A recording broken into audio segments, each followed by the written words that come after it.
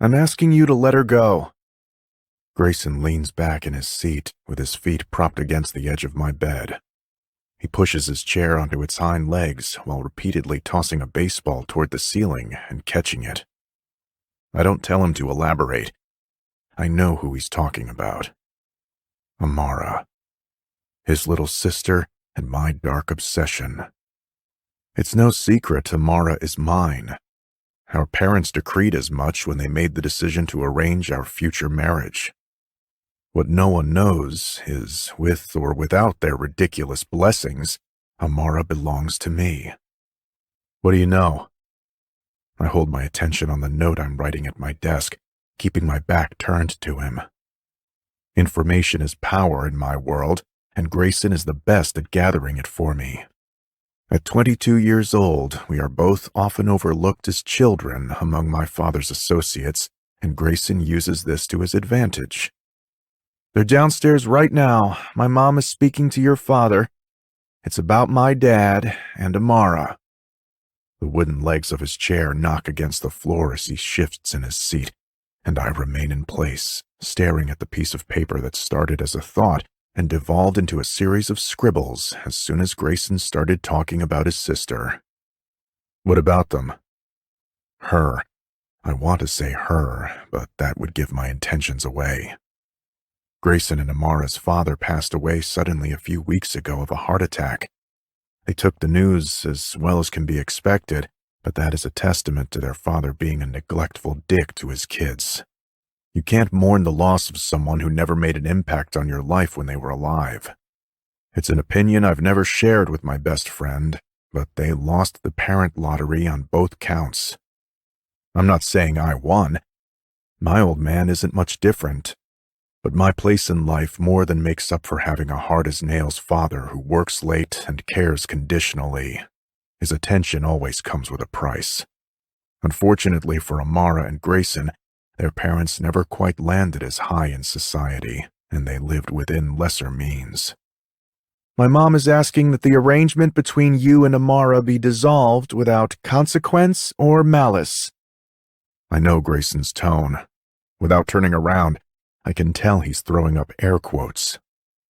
That's what I heard her say on the phone earlier when she was setting up the meeting. Do you know what it means? My attention creeps to the mirror in front of me as I check Grayson's reflection in the space over my shoulder. Tossing the ball onto my bed, he rises out of the chair to his full 6-foot height and walks to the window to watch the rain fall. The weather has been an accurate reflection of my mood. I almost expect a bolt of lightning to strike us all into oblivion any second now. It still wouldn't compare to the tempest of emotions brewing inside of my soul at this upsetting turn of events. No idea, I lie. I do know. Amara's mother is downstairs in my father's office asking that her daughter be released from a marriage both sets of parents agreed to. What Grayson doesn't know is that the promise of Amara's hand was bought, not given. It was done without my knowledge at the time. I didn't find out about it until recently, when my older brother Dagan stumbled on information he shouldn't have. Amara's parents offered her to us for a price, and it was a deal my father jumped at in order to keep me in line and test my loyalty to the family. It was a test I gladly passed. They didn't know how I already felt about her. My father thought tying me into an arranged marriage would ensure my obedience. It would give me something I would come to want, something he could hold over my head as a way of keeping me on a short leash. When I accepted the eventual marriage, it was a sign of fealty in his eyes. No one knew I was already entirely invested in her. Amara is my sin eater. She consumes my darkness like it's her lifeline. What I once thought were my worst parts are made beautiful around her. No one knows about the things we've done, the things I've done to her. I've pushed her, corrupted her, and molded her into my missing piece. Don't get me wrong, I didn't drag her down my wicked path on my own. She willingly followed. Little by little, she sought me out, and I didn't turn her away. There's a monster inside of her no one sees, No one but me. The sharp look of disgust on my face snaps me out of my rage as I catch my own reflection in the mirror. My lip is curled up in a sneer that rattles me. I look primed to kill. I school my features before Grayson turns his attention back to me because my anger isn't meant for him. It's for his parents, who betrayed Amara when they sold her like cattle. Lifting my hand to my mouth, I slip my tongue through my lips while keeping my eyes trained on Grayson's back through the mirror.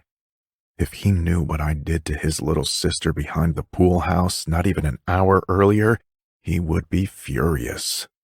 I still taste her on the salty tips of my fingers. The memory of her contorted face and her feeble whimpers as she wildly bucked her hips against my fingers as I foot them makes me want to find her and punish her for making me feel weak. But no one can know. Grayson is as protective of Amara as I am, and it pains me knowing I can't show it. My secrecy is my way of keeping her safe. While I'm sure that not loving her at all would be the best way to shield her, I can't do it. I'm a selfish son of a bitch, and I won't deny myself the pleasure of the one thing in this world that grounds me. But now, her mother is in my home, asking to take Amara away from me. She wants to keep the money my father gave her, and she wants to be released from the promise both she and her dead husband made. I can't tell Grayson any of this. Knowing would destroy him. Since becoming an adult, Grayson has distanced himself from his parents in inconspicuous ways. On some level, I think he knows his parents are opportunists. If this came to light, Grayson would be pulled down into his mother's fall from grace, and I won't allow anyone to hurt my closest friend. No, Grayson and his sister both belong to me, and I will always protect what is mine. I've been quiet for too long, and Grayson turns his attention away from the rain tapping against the window. Before his eyes settle on me, I lean over, scribble nothing on my little piece of paper, then slide it into my drawer as though none of this information concerns me. The marriage was arranged, and now neither of you needs to go through with it. Maybe this is good news? Grayson's tone has changed, and his statement sounds a lot like a question. My silence has fueled his suspicion. I steady myself with a breath, then stand and turn to face him. Maybe it is. Another lie. You know me, man.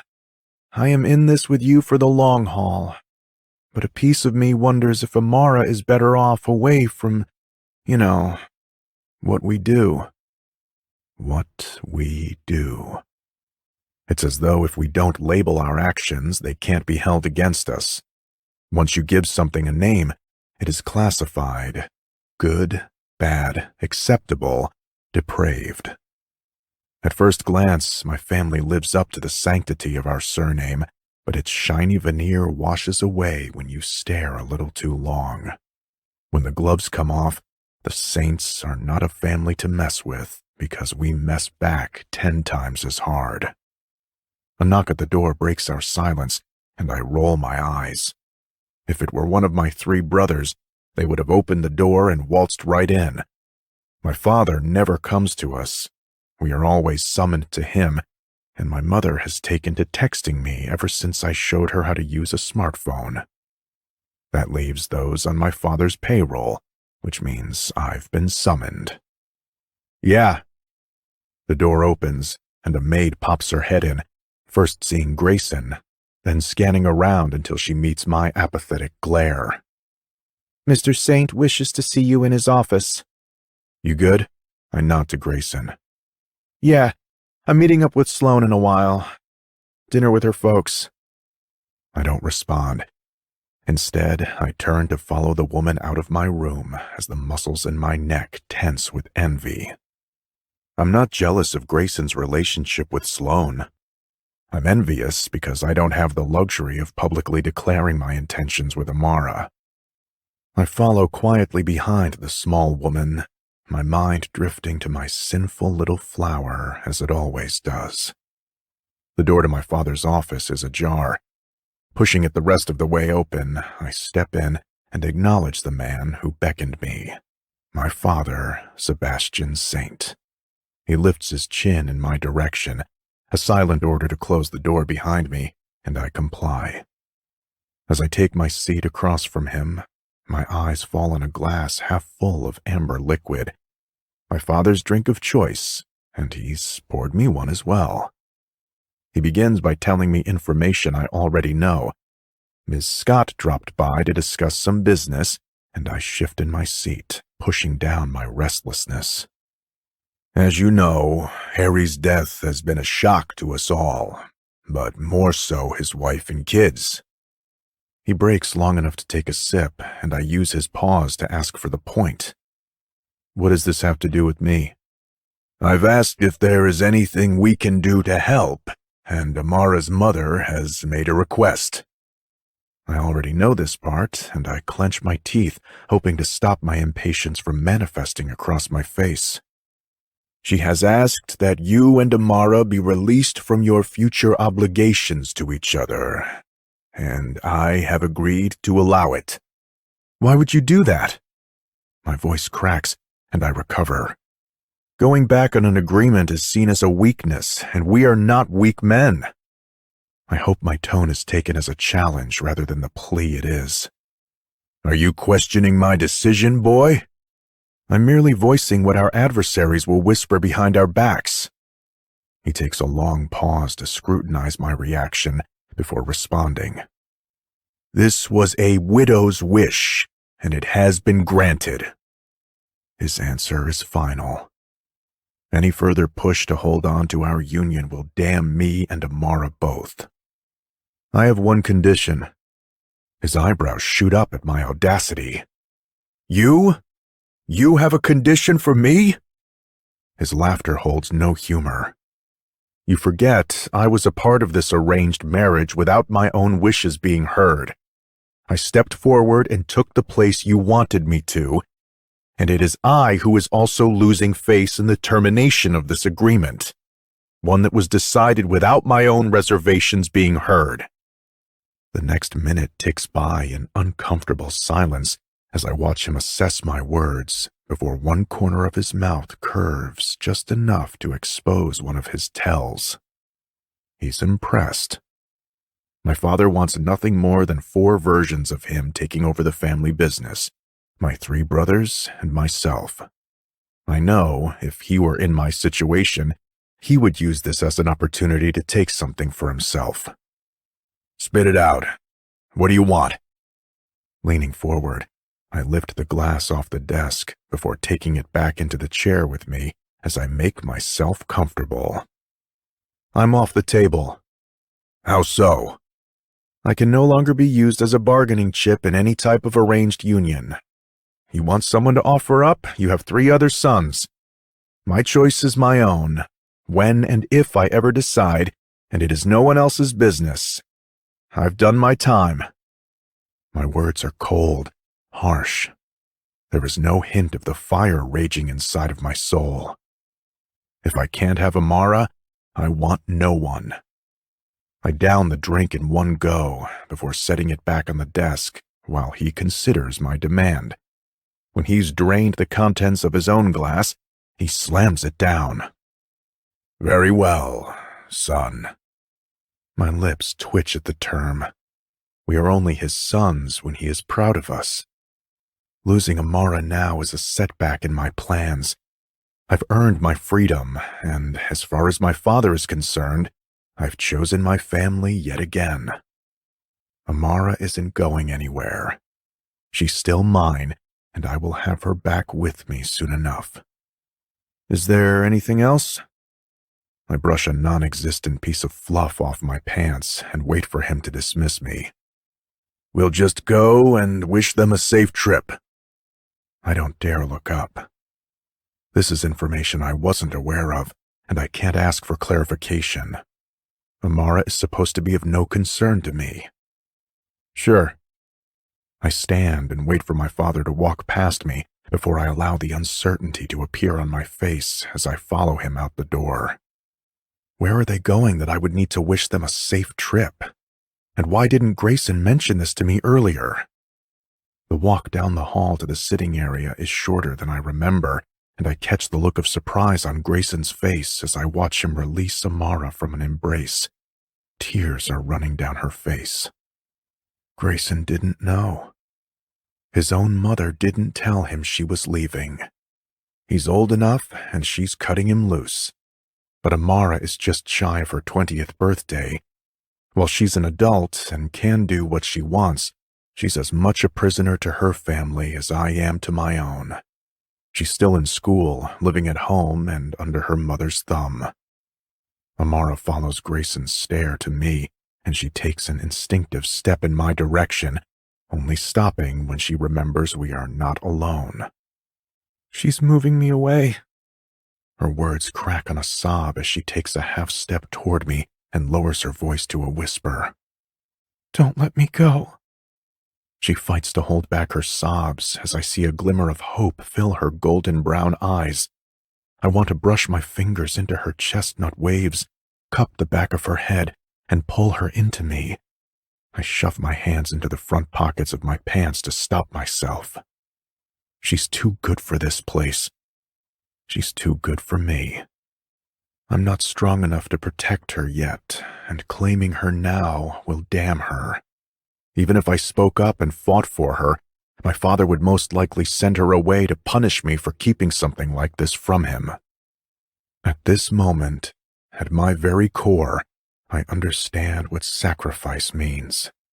There is only one option left to me, and I need to let her go. There's nothing for you here, Amara. My words slice my own heart open. I promised I would never hurt her. Her parents used her for their own gain. Only Grayson wanted what was best for her. It was going to be me who gave her everything she deserved. But instead, it's me who is setting her hopes ablaze as she watches, helpless to fix the hell I've cast her into. But you promised me. Tears fall freely down her round face, which is now patchy with heartache. My father crosses his arms, catching her attention, and she doesn't finish her thought. When her eyes return to my own, I know. This is breaking her. Her lips pinch together, and her open palm swings back before it happens. I remain unmoved. I don't block the slap. I welcome it. As my head snaps to the side, I allow her to replace our love with hate. She'll need it to carry her away from here until I am strong enough to protect her properly. My father clears his throat, a sign we are done. As I step back to allow them to leave, I realize this, too, was a test, and I passed. But I also failed. I don't deserve Amara. I'm not sure I ever have. But one day I will, and when I do, no one will stop me from taking what's mine.